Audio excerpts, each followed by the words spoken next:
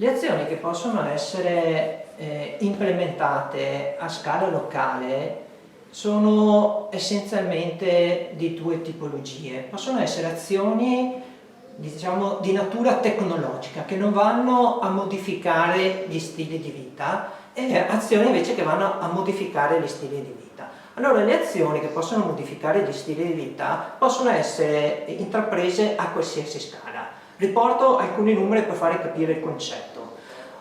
La riduzione di 1000 kg di CO2 è data dall'eliminazione da 3 a 10 kg di chilogrammi di carne. Per avere la stessa riduzione, 1000 kg di CO2, è equivalente al percorso di una macchina con una persona di 15.000 km.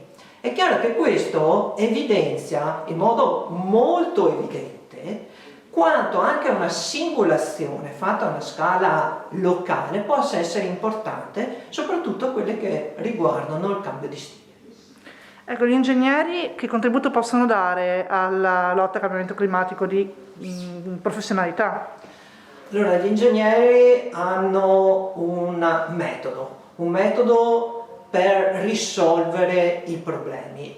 Penso che essenzialmente sia questo il vantaggio e i miglioramenti che i benefici che possa portare la categoria degli ingegneri. Quello di mettere un metodo per analizzare il problema, per svilupparlo e per controllare l'effettiva attuazione.